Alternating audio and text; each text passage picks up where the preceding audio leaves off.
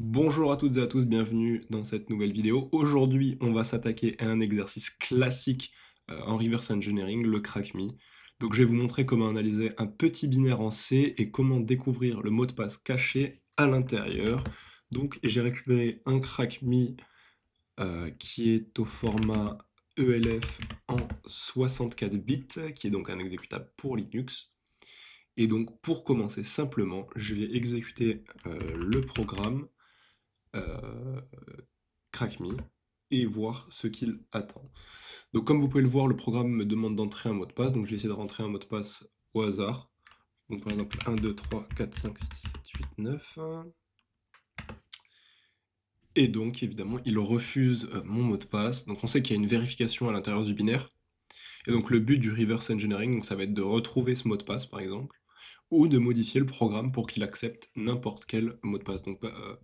Donc admettons qu'il attende le mot de passe test. Si on entre 1, 2, 3, 4, 5, 6, 7, 8, 9, eh bien ce mot de passe sera accepté parce qu'on aura modifié le programme, enfin le binaire. Donc maintenant, on va pouvoir utiliser strace pour voir les appels système effectués par le programme, par exemple lorsqu'il lit l'entrée utilisateur ou affiche des messages. Donc pour ce faire, je vais lancer la commande strace crack me. Et donc on va voir ensuite ici donc les appels write et read. Donc cela va nous donner une idée en fait de la façon dont le programme interagit avec le système. Et donc ça nous donne pas directement les fonctions internes du programme. Donc ça va être les appels système, donc les syscalls. Donc par exemple je peux rentrer 1, 2, 3, 4, 5, 6, 7, 8, 9. Entrée. Et ensuite derrière on voit que ça utilise le syscall write pour écrire un mot de passe incorrect. Ensuite, je pourrais utiliser aussi ltrace pour observer les appels de fonctions de bibliothèque. Donc par exemple ici de la libc. Donc ça, au lieu de nous afficher donc write, read, ça nous aurait écrit printf, read ça aurait été scanf, euh, voilà. Et ensuite, je vais pouvoir utiliser nm pour lister les symboles du binaire, donc crack me. Et donc avec ça, je peux voir les fonctions qui sont utilisées, comme la fonction main en C, le printf, le strcmp pour string compare. Donc voilà, c'est à peu près tout pour la phase, on va dire, de reconnaissance. Donc on va maintenant analyser en détail la sortie d'objdump pour la fonction main. Donc le but ça va être de comprendre comment le programme fonctionne en assembleur et comment il vérifie le mot de passe. Donc je vais taper objdump-d pour désassemble le crack me, on spécifie le fichier.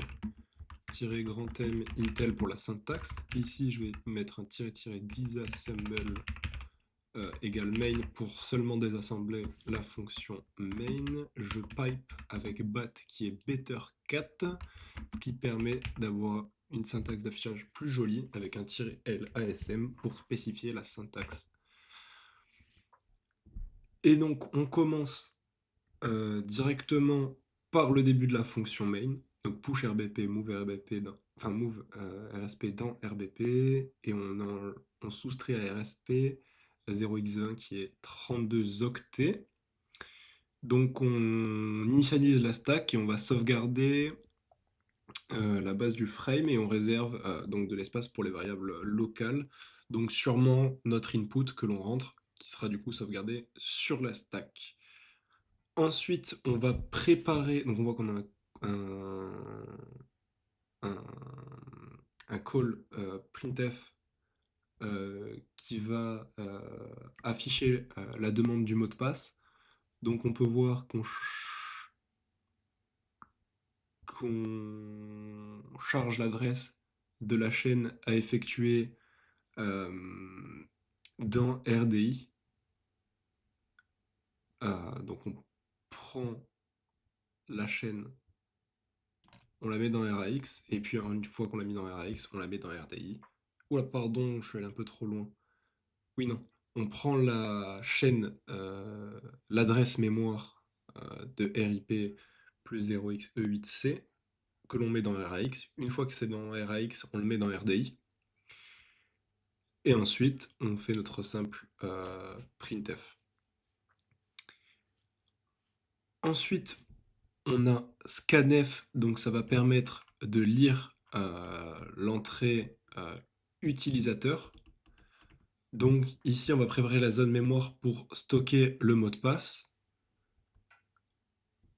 Donc on charge le format de scanf avec ses instructions. Et ensuite, on appelle la fonction. Ensuite, une fois qu'on a chargé l'input, enfin qu'on l'a mis sur la stack du coup, parce que juste ici, donc à RBP moins 32 octets qu'on aura mis au final dans RSI, ce sera stocké. Donc RSI pointe sur l'adresse d'RBP-0x20, donc moins 32, et il stockera donc notre input sur la stack. C'est pour ça que derrière on load l'adresse mémoire de notre input dans RAX, et ensuite on load l'adresse mémoire de RIP plus 0xe78 que l'on va mettre dans RDX, et RDX on va derrière le remettre dans RSI, et donc notre chaîne qui était dans RAX on va le mettre dans RDI. Ça va être pour comparer justement ces deux chaînes de caractères, donc celle qu'attend le programme pour afficher bon mot de passe, enfin le mot de passe est valide, ou mauvais mot de passe. Et donc ça va être ce syscall, enfin ce call qui va être le plus intéressant, parce que derrière le résultat de string compare, il va être ensuite testé avec test EAX, donc le retour de la fonction string compare. Et donc si les chaînes sont différentes, jump not equal, donc si on n'a pas 0, on saute à la branche, donc main plus 0x62, il faut faire le calcul, mais on a directement un CB, c'est juste ici, donc ça nous redirige ici si ce n'est pas égal, et donc ce syscall puts, ça affichera donc que le mot de passe est incorrect, et sinon, si le jump not equal n'est pas pris, on continue le programme, et on load l'adresse mémoire de RIP plus 0xe71 dans RAX. Une fois qu'il est dans RAX, on le met dans RDI, et ensuite on affiche justement le contenu de RDI qui sera sûrement bon mot de passe, le mot de passe est valide. Donc voilà pour la partie objdump. Maintenant on va utiliser GDB pour désassembler le programme et déboguer le programme. Donc maintenant, on va partir sur la partie avec GDB. Donc on va lancer GDB crackme. Et ensuite, on va re-regarder les fonctions avec la commande info functions qui sont utilisées dans le programme. Donc on voit bien put, printf, string compare, d'autres fonctions, le scanf, et le main qui nous va nous intéresser. Donc je vais mettre un breakpoint sur main. Donc qu'est-ce que c'est qu'un breakpoint? Ça va être un arrêt à une adresse mémoire. Donc c'est à dire qu'on va lancer le programme et on lui dit à telle adresse tu t'arrêtes. Donc je mets breakpoint sur main et on va lancer le programme, donc run. Et ensuite on va avoir trois parties importantes, on va dire. Donc on a la première partie qui est juste là, qui va être le contenu des registres. Ensuite, on aura la partie désassemblée du programme, et ensuite on aura la troisième partie, la stack, donc le contenu de la pile. Donc, on commence, donc comme dans objdump, c'est un peu la même chose que l'on va voir. Donc on va laisser 32 octets sur la pile. On va charger on va mettre dans RAX l'adresse mémoire de RIP plus 0xe8c. Donc moi j'ai un plugin, donc PwnGDB, qui permet d'afficher directement ce que contient cette adresse et ce que l'on va mettre du coup dans RAX. Donc RAX contient cette adresse mémoire. Donc je peux dump ce que contient cette adresse. Donc X c'est pour examiner la mémoire, /S pour afficher le string, et ensuite on met l'adresse mémoire et on voit qu'à cette adresse mémoire on a entré le mot de passe, donc ce qu'on avait là. Et donc ensuite on a le call printf donc qui affiche entrée le mot de passe. Donc je vais faire any pour next instruction et avancer. Donc comme vous le pouvez voir, on est passé à la deuxième instruction. Je vais continuer. Donc call printf, on affiche entrer le mot de passe. Et ensuite, donc on va voir qu'on prépare encore une fois un deuxième appel de fonction, donc scanf. Donc on va mettre dans RAX rbp-32. Donc c'est ce qu'on avait réservé sur la stack précédemment. Et donc cette adresse mémoire, on va le mettre dans RSI. Et donc ça veut dire que notre buffer, ce que l'on va rentrer, ne devra pas dépasser 32 octets. Et ensuite, dans RAX, on met l'adresse mémoire d'RIP plus 0xe8b, qui sont des paramètres de la fonction scanf. Donc ensuite, on mettra dans RDI. Et ensuite, on appellera scanf. Donc je vais faire next instruction, continue, hop, entrer le mot de passe. Donc je vais mettre 1, 2, 3, 4, 5, 6, 7, 8, 9, 0. Et normalement, notre mot de passe devrait apparaître juste ici, sur la stack. Donc entrée. Et oui, on a bien le mot de passe 1, 2, 3, 4, 5, 6, 7, 8, 9, 0 qui est enregistré sur la stack. Ensuite, on charge dans RAX l'adresse de rbp-0x20, donc je peux regarder vers quoi pointe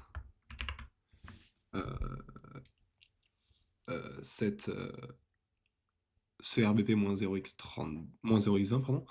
Donc je vais mettre examine à la mémoire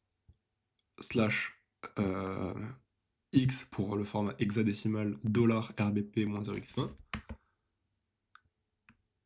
Et là on a 0x31, donc je vais afficher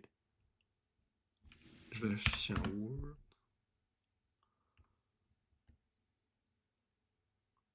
Ah oui, mais oui, pardon, non, j'ai dit des bêtises. C'est pas cette adresse que l'on regarde, parce que là c'est du coup notre string qui est enregistré à cette adresse, pardon. RIP. Donc on charge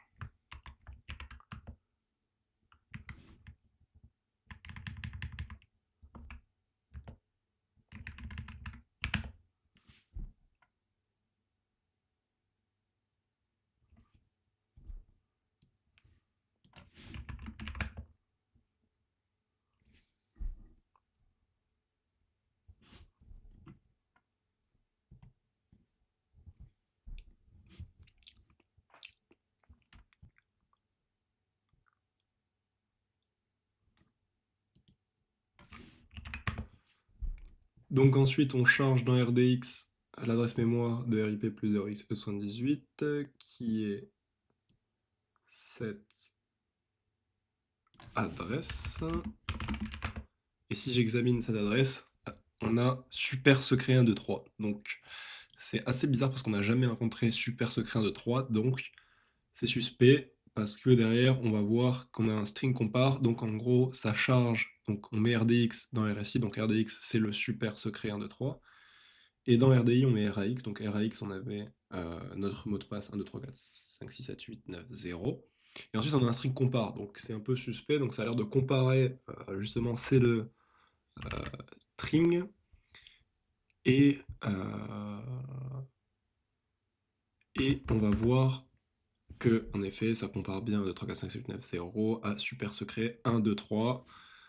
Donc ici je vais faire next instruction et donc ensuite on voit que le retour, on a un retour négatif. Voilà. Donc ça veut dire que la comparaison est fausse et que les deux chaînes ne sont pas égales. Donc le jump not equal sera pris parce on n'a pas le zero flag qui est activé, qui est mis à 1 car les chaînes sont car le test retourne quelque chose de faux, retourne 0 quoi, et pas 1.